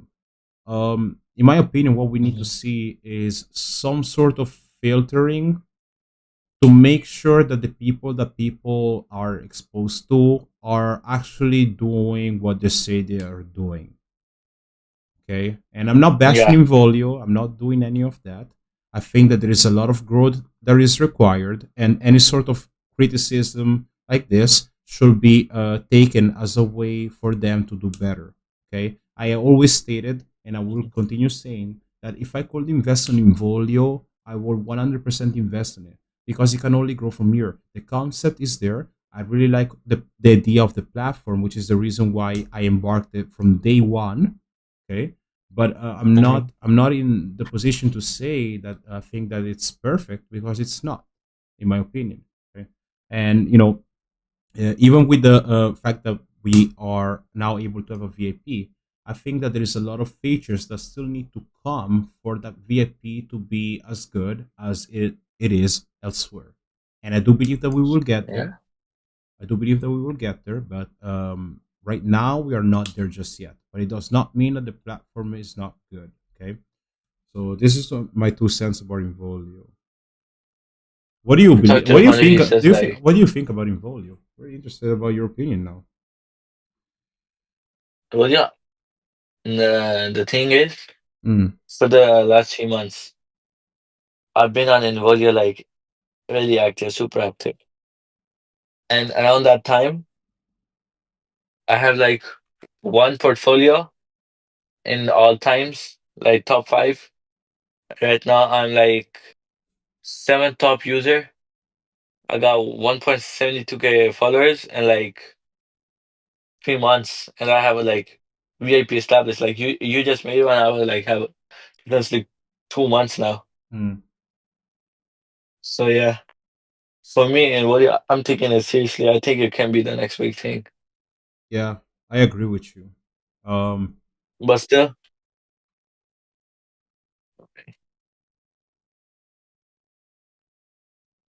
okay. Hello. yeah, you were saying something. So yeah, somebody was calling. I just cut that off. Yeah. Okay, what were So you I'm saying saying? that I'm taking like Involio seriously. Mm-hmm. I think it has the potential to be the next big thing. The person who made it is like serious about it. It's like he's trying to push the project further and further. Yeah, of course. Cause like as I told you, like people come. I see people come, be active for a few days, then disappear. In the 3 months I've been here, I've seen several community members like they post a lot, they do something, they become famous on here, and then boom. And plus, everything is like a global village. Everyone knows. Like to be honest, if you're active on Involio for like 1 or 2 weeks, you probably know how is everyone. Like who posts, what their stance on crypto. what's your Hmm. position on crypto, and like you can tell most of the things. And over here, one thing I've seen like with the Involio ranking system is that the founders, I don't really think that they know that much about trading. That's what I think. You know why? Why? They would rather have someone like who has 100% win rate across like 50 positions. Yeah, might be the RR may be so bad. Like I saw a person like 100% win rate Hmm. was about to get like everyone liquidity. He got some people into big losses, Hmm. but he was pretty like well known only because he had 100% win rate across like well 50 positions, 100% win rate. I mean that's not a flex, yeah. Because if you know how like it's important to take profits and stop loss. You cannot just risk your entire portfolio just so that you have 1% gain. Tell me you'll do it or not. Like you start with 5%, you go down 10%, 20%, 30%, 40%. Keep on DCing. You're just bound to get liquidated, yeah. Um, And the next thing, Involio doesn't have liquidations. Yeah. You can be negative 1,000,000%, and then you can close at 1% profit if it goes back up. It's like you have infinite capital, yeah. Yeah. You start with 100K, you're in billions of loss, and now you're again in profit. Yeah. That is And there are people very who true. abuse this shit, yeah. Absolutely. I mean, I still see And you know it. the thing, I still see it right uh, now, but I don't the see it as devs, often. That there's yeah, yeah, yeah, people that have like five figures P&Ls, like over above 10,000, right? I don't know if you ever seen this yeah. portfolio that have crazy numbers, and I'm like, here, dude, I'm not. And when you say things like that, right? Sometimes it may feel like you are aiding on somebody. I'm not doing that, but because I've been trading myself, I know that you did not achieve Mhm, 10,000% on your portfolio. Because ten thousand mhm, percent, what is that? 100x. 100x. I'm yeah. not saying it's impossible to do on a trading account, but how much money are you trading with? First of all, second of all, right? Do you actually trade with that entry size, the position sizing that you're claiming to be on Involio? Because in my personal opinion as well, right? I was affected with the idea of having to increase the position sizing because otherwise, I take it as a competition. Okay, um, it's hard to show people how real trading looks like when they are bombarded with Mhm. things like you just said, right? 100% win rate or crazy P&Ls. People, especially the beginners, believe that stuff. And I'm like, here, dude, like, do you understand that real actual trading in general doesn't go above 2% of your actual account? Like, would you actually risk Yeah. 30% of your fucking account if you had 100K to play with? That's 30K per position. You only need three trades to be left with like 3K, Yeah. right? So, Yeah. people need to understand that real trading looks very different compared to what sometimes we are shown online. Because I take positions, right? In my personal trading, sometimes I go for high risk to reward ratios, and I only risk 0.25% of my capital. 0.25%, right? But 25%. Sometimes 1%, and you can make a significant gain out of that. But if I go on Involio and I actually Hey. do that, I get blasted. Like, I have one position on my free crypto trades portfolio, which has been open for a long Mhm, time. That I have a small position on, and it was a position that I gave for free about my Altseason portfolio. Okay, I said literally on the mhm. first post that I made, look, I am expecting this to go down, and I'm looking to this year. Somebody commented, there's no way that you only risk this low amount of money in terms of percentages. That is like, yeah. because that is all that coin had in my portfolio at that time, which is like less than 1%. It actually reflected my portfolio at the moment in time for that particular coin. But people are so used to see like 10, 20% and things like that per position that they actually believe that people trade with that size, and it's not true. If you have $1 million, Exactly. 10% is 100K. You only need 10 consecutive losses to go back to zero. Do you understand how stupid that is? Right? Yeah. So I think that people need a reality check, which is why I'm making an effort this time that I'm back into Involio to actually tell people, show people the way about the reality of trading. Trade with real entry sizes. Like, be real with what you're doing. And as Mhm. you said, it's so easy to be stopped out, but not on Involio, and then you just wait for things to go up and say, "Oh yeah, I was on cross." Right? Mhm. You get that a lot. So yeah, I mean, it's easy to manipulate. And I'm not like calling out Involio or anything like that in a bad manner. It's not the point No, no, no. about this I think question. Involio is, yeah, Yeah, we're doing just one talking about things that next need to big be thing. Yeah. improved so that we can proceed in the right way. Okay, that is the whole point about this conversation. I don't want anyone to get it twisted and say, "Oh, Alex trades a Leo Macerator on Involio." It's not okay. um Yeah, I think the devs behind Involio, they're actually pretty good. Cause yeah. like compared to other people, the person who founded it, he used to play in American Second Division soccer, Mm, and he interesting. quit playing over there. You can see if somebody plays soccer, football they call it in Italy, Mm-hmm. like you do not quit your passion so easily, especially if you're playing in the second division. You have a chance to go like MLS. He's playing in the USL Championship, a good team. He quit playing there and made something like this. He's passionate about it. He's talking about it, and like I think not many people would do it. People try to extract money from what they make. Yeah, Mm-hmm. The person behind Invoyo, I don't really think they care about money. No, I mean, Right now, they're just setting up the thing, and even on the VIP thing, you see, they just take a percent of it. Which right now, I mean, if you had $100,000 coming in, that's $1,000. But for the platform to give you the access to it, I don't think it's too much. no, it's absolutely It's not. actually pretty low. It's Yeah. very, very low. I mean, Involio is great because it actually gives people like us a platform to, actually show ourselves. Like, try to do what you do on Involio on Twitter. Good luck with that. Or try Yeah. to do it on Instagram, where you get shadow banned for talking about crypto during the bear market, so you do get people to buy at the lows. This has happened to me. That's why I'm saying it. And then you get pushed during the bull market so that people can buy high, right?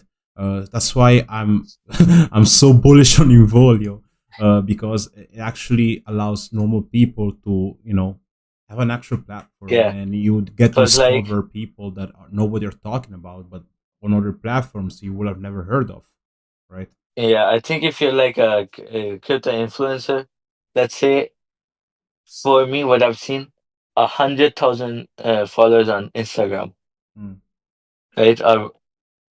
1,000 followers on Involia are better for you if you do crypto right, right. compared to like 100,000.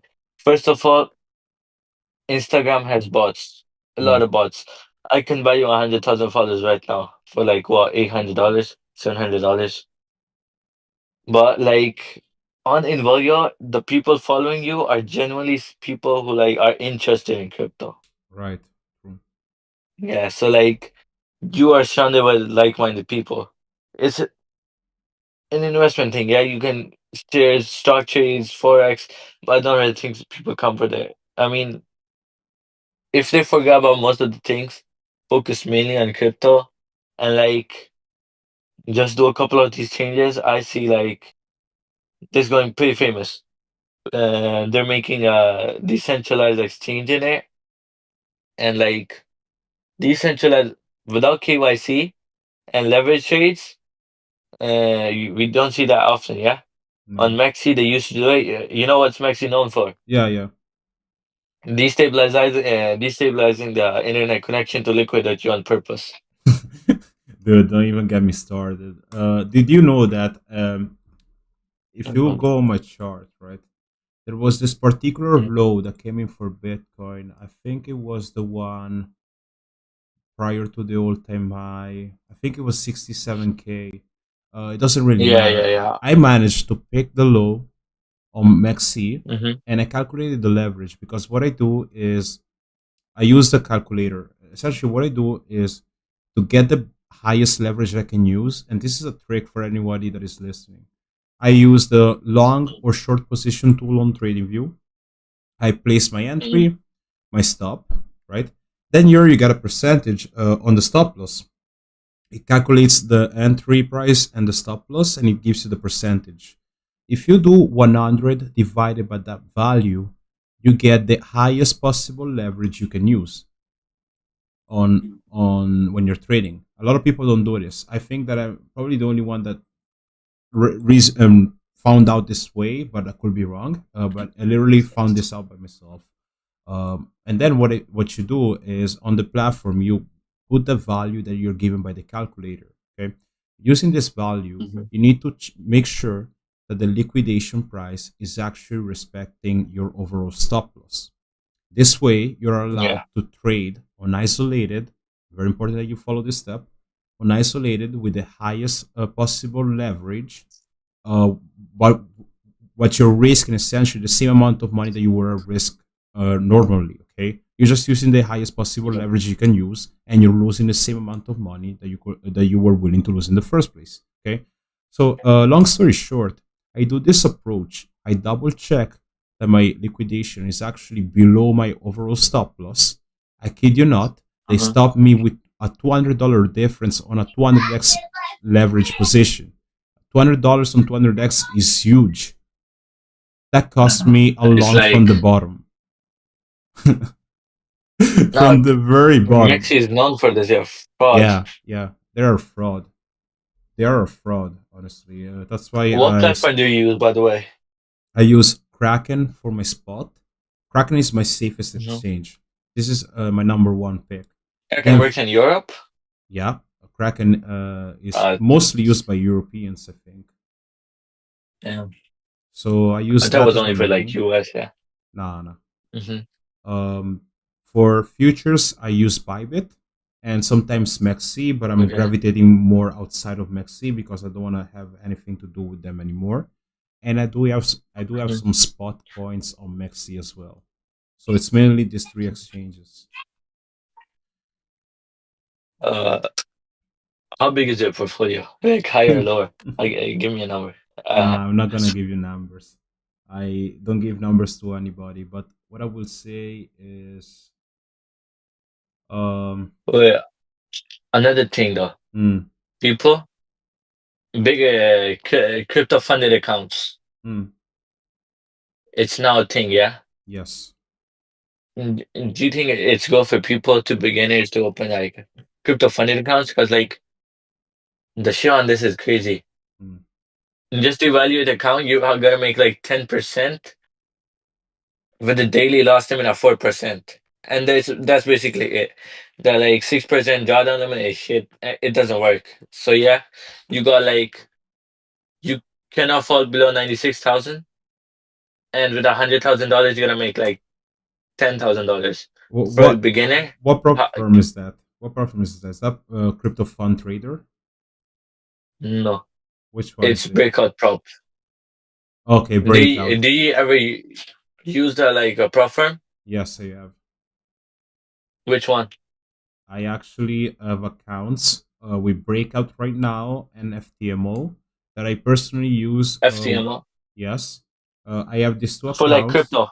Yeah, for crypto, Breakout and sometimes FTMO to trade Bitcoin. Okay, Oh, but on FTMO, FTMO, it doesn't have altcoins. it does a couple. It has Litecoin, XRP, Ethereum. I think What's the Dogecoin as leverage on it? well. You don't have leverage when you're trading on Don't have MetaTrader. leverage. you do not use leverage. You use sizes, right? You Mm-hmm. calculate things by Lots. margin, right? Correct. Okay. Mm-hmm. So you do not have leverage. You don't even have leverage on breakout prop. But what I will Now say, on breakout, it's like everything is based on 5x leverage on Bitcoin. Damn, somebody just short big trader on Involio short Bitcoin. you still need to put like proper sizes, though, right? Yeah. So Right now, it's not like like. leverage. Mhm, It's not the same leverage that you will think in terms of an exchange, right? mhm, It's essentially margin what you're using there. And one thing that you need to understand about prop firms, and if you didn't know, like my YouTube channel at the very beginning, I was focusing on prop firm videos. I was helping people, mhm, passing accounts and giving tips overall. That was the purpose of this channel at the beginning. And mhm. one thing that people don't understand about prop firms is that they are advertised 50K accounts, 100K accounts, 200K accounts, and so on. If you actually read the Mhm. rules, you will understand that out of what you're paying, okay, and on breakout, for example, a 50K account, right, costs around Mhm. 450 euros, if I'm not mistaken, Yeah. right? What is that? On breakout, I think they do like the MEXC shit. The fees are high. I tried with them. Okay. Like the fees are high, first of all, and like the coins option are shit. I mean, it's not that bad. I mean, that is the only crypto platform that I tried. I don't think it's too bad. And they Uh, get daily payouts though.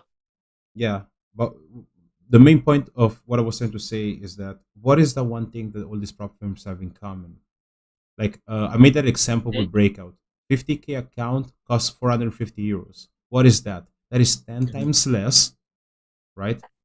Sorry, 100 times less of the. No, what am I saying, dude? I'm getting tripped out. Um, that is like 90% less of the account size, correct? Because you're paying like $500, right? And you're getting a 50K account, right? Mhm. No, wait. Ninety $500, 95 lower, 100x, yeah. 95% lower than what your the account size, correct? Cool. Doesn't matter because what matters the most is the maximum loss that you can achieve with that account. What you will see is that most of these prop firms either have an 8% max loss or a 10% max Hmm. loss.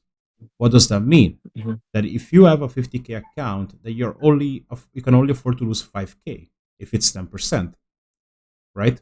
Hmm. So essentially, how people should be looking at it is in a different way, which is if I'm paying $500, I only have $5,000 to actually play with. That is my spread. That is the But only thing that I can afford to on lose. on breakout, it's 4%. That is the target, isn't it? No, 4% is your max loss. 4% is max And loss. yep, Are you doing a one step or a two step? one step, two step is shit. They had Okay, trailing it's a drop. That's different a thing. little fucking scam. It's a different thing because I have Nah, two steps. Two step is a different nah, percentage. yeah, two step is like 6%. Yeah, but what I'm trying to say is that when you are advertised, right, a specific account size, you should think about Mm-hmm. the max loss as your actual account. So what these platforms are requiring you to do is actually flip the max loss amount into a profit. You are essentially asked to double your account if you think about it.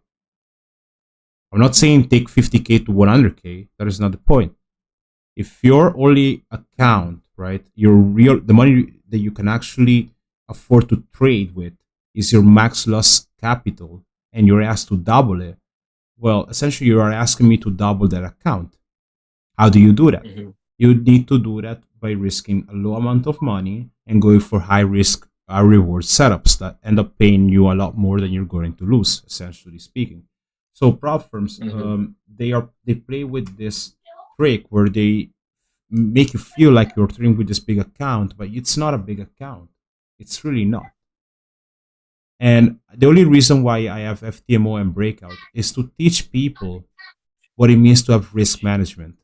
It's literally the only reason why I opened funded accounts once again.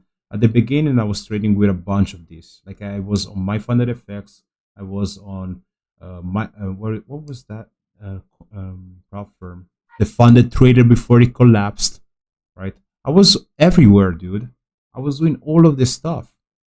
But then, once I understood how it works, I decided to help people use these accounts to only focus on risk management and actually learn how to trade, because I do believe that it's a good place to learn how to trade, because you have all Yeah, these rules, all these restrictions, and you need to follow rules because you have a boss over you, right? When you trade alone, you it don't makes have you a a better boss. trader. Yeah. Yeah, it makes you a better trader. I really agree with that. That's why I have funded challenges on my VIP, because the main purpose of that is actually teaching people how to trade with following rules. Because one thing that a Mhm. lot of people mess up with, and I messed up by myself as well, um, when you're trading, you feel like you're your own boss, which is right. You are your own boss, but at the beginning, you have no guidance. You have nothing to follow. And if you start with a prop firm, although it's very unlikely that you will pass and that you will make money out of it, you will be able to learn how to actually trade and follow rules, which is good for your psychology, right? It's also a good place to validate your theory behind your strategy, and you have backtested it before. That's how it works on prop firms. That is the full focus about that. Okay, that is the whole reason Okay, bro. why I will advise people that are beginning to go into preference, because you don't lose much of your money. You get to understand how every rules works, and that you don't necessarily have no one to follow. You do have a boss, right? So that's my 2 cents about the Alright, funded bro. accounts. So, Alex, bro, what indicator do you use on your chart? Mm. I actually use price action. Now, of Hmm. course, when I need it, or when I want to find more confidence to explain to people why I'm expecting something to happen, I do pull out the EMAs, and I use the 5, the 13, the 50, the 200, and the 800 EMA. But that is Hmm. about it. Like I remember some time ago, I made a screenshot showing people my transition when I came into crypto against now. Literally, it's like an evolution of my charts. At the very beginning, I was Hmm. doing support and resistances and trend lines. Then I started adding the EMAs to it. Then I started adding the RSI plus MACD. Then I started adding, book map, order flow, um, all this sort of stuff, right? And now Hmm. I'm in a place where I understand more of what is happening as I've gone back to the basis, and I do raw, clean price action, and I went back to my trend lines, my Fibonacci's, literally anything that is like SMC, so to speak, or technical based is my strategy. What about you? What is your strategy? For me, first of all, Mm, I look into like what do the people think about the market. mm, Okay, it gives you an overall understanding. Yeah, yeah. typically, if not trying to be like different from anybody, but like when everyone is saying Bitcoin is gonna go up, and it's like in a certain position, it's usually time to like short. I Mm, look first of all, I look into the like different time frames. 1 hour, 4 hour, one day. And the time frame that's always on me is like the 1 day one. okay. I So look for you're more of a potential swing support and trader. resistances. You're more of a swing You can trader. say that, yeah, yeah, yeah. Okay. And I tend to like pull less capital, but I like use a bit more leverage. Okay. Some people like pull like, for example, 1% with 10x leverage.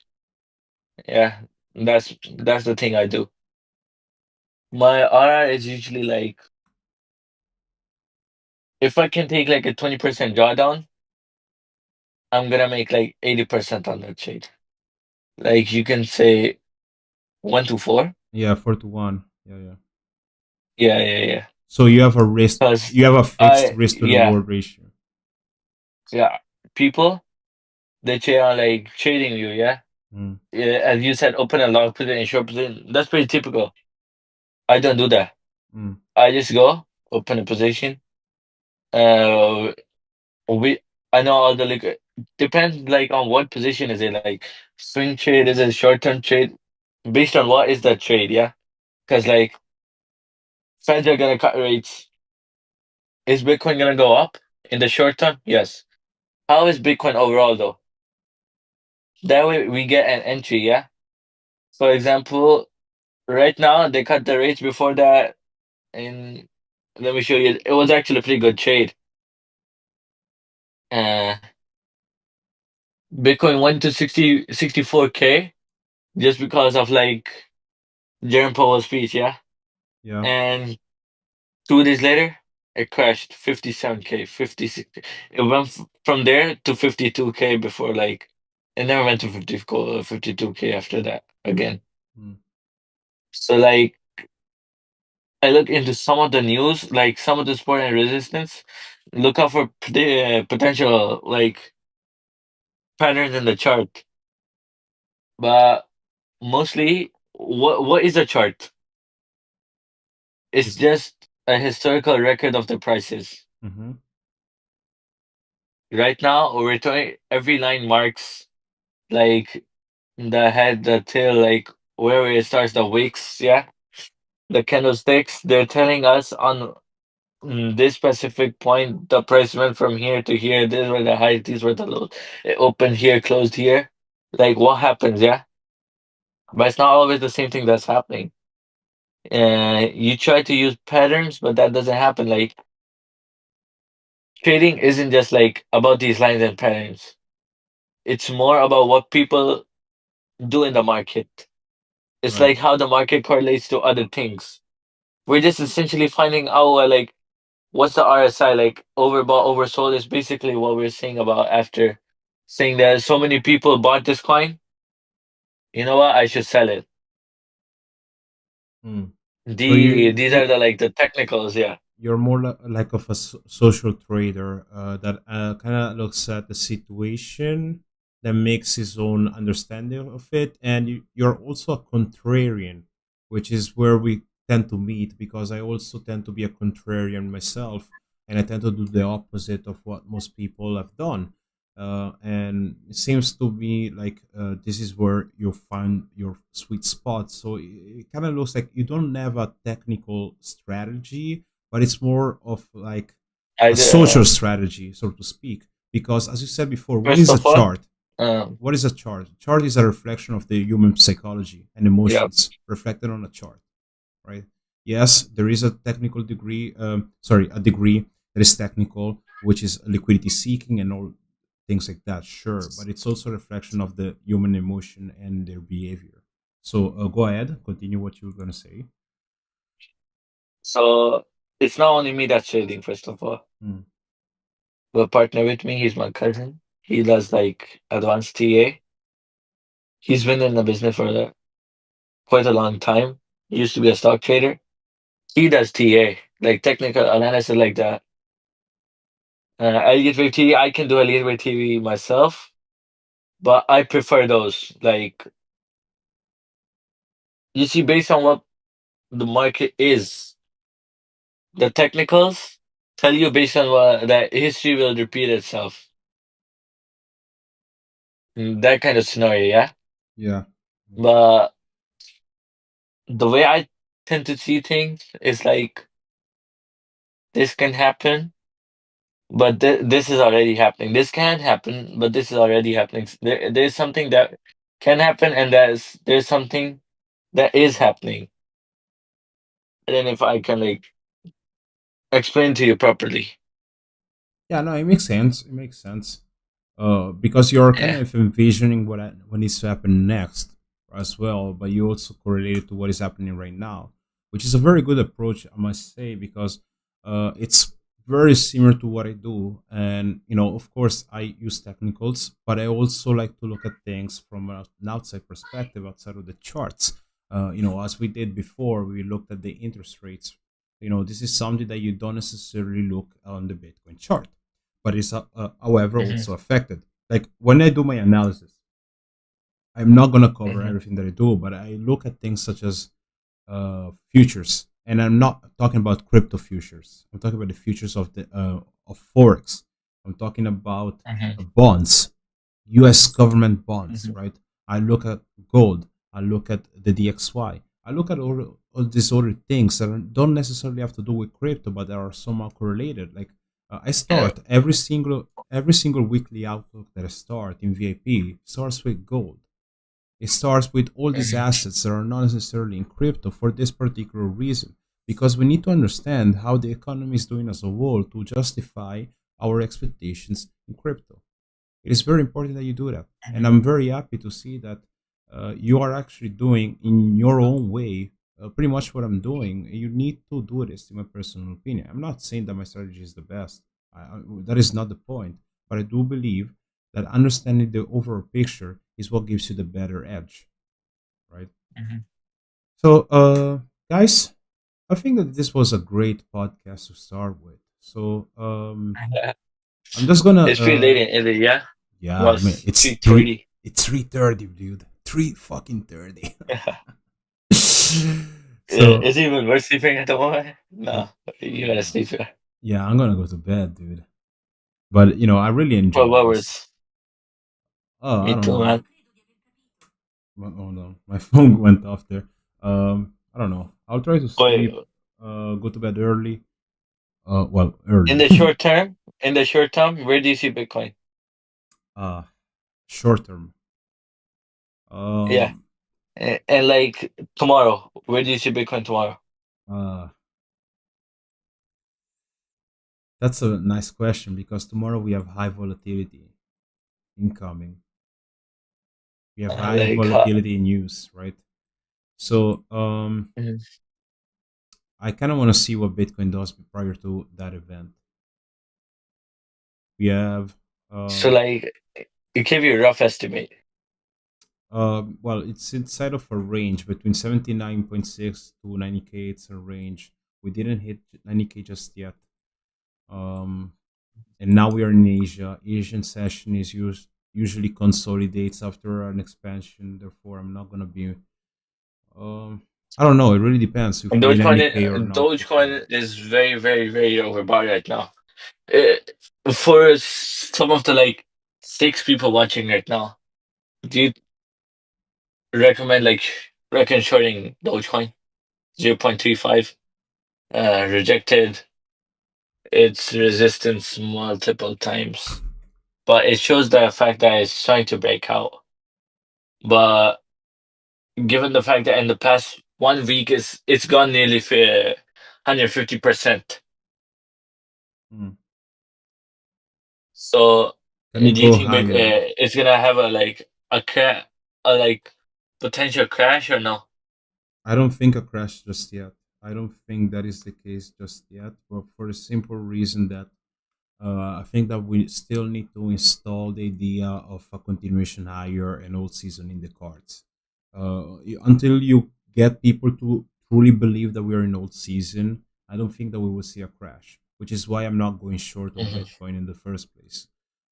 You kind of need to see those alarms, right, starting to pop out where everybody is just bullish, where Mhm. you not even the idea of a crash crosses your mind. Of course, us, we are contrarians, therefore we understand that that is eventually going to come. But a lot of people don't think about it in that way.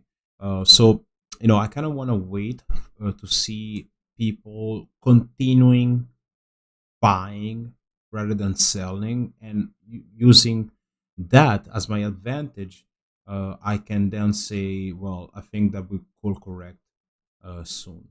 But Mhm. regarding your question about Bitcoin, look, the range is 79.6 up to 90K. 90K has not been hit, by $400. So we are pretty much at the range